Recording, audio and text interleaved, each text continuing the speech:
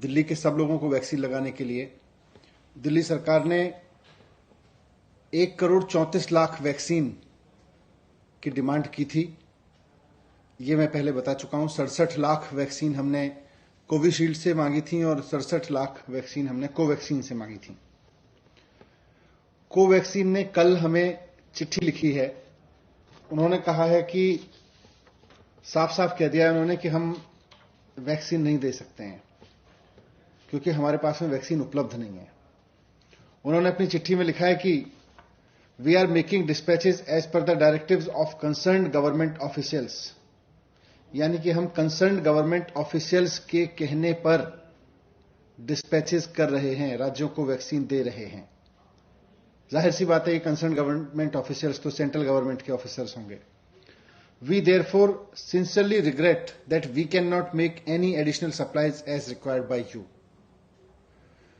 तो वो कह रहे हैं कि हम आपको अब उससे ज्यादा वैक्सीन दे ही नहीं सकते जितनी हमें कंसर्न्ड गवर्नमेंट ऑफिशियल्स मतलब केंद्र सरकार कह रही है।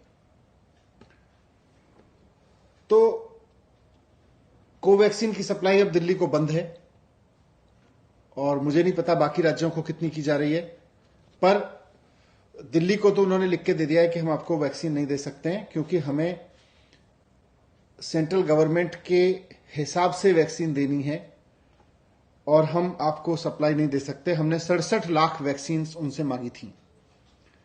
तो इस चीज से, इस चिट्ठी से एक बात साफ है कि केंद्र सरकार ही तय कर रही है कि कहां कितनी वैक्सीन जाएगी, कितनी वैक्सीन देश के लोगों को लगेगी, कितनी वैक्सीन केंद्र सरकार एक्सपोर्ट करेगी, देश विदेशों में बेचेगी। ये केंद्र सरकार तय कर रही है।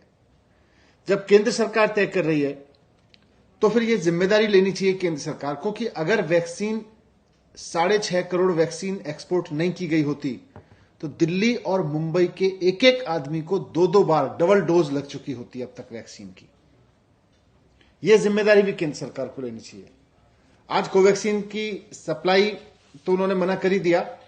हमारे पास में जितने भी रिजर्व था, जितना भी स्टॉक आया था वो खत्म हो गया है और हमारे पास इस वक्त कोविशील्ड के जितने सेंटर्स थे वो चल रहे हैं, लेकिन कोवैक्सीन के सेंटर्स हमें बंद करने पड़े हैं। 17 स्कूलों में करीब 100 से ज्यादा सेंटर्स हमको बंद करने पड़े हैं कोवैक्सीन के।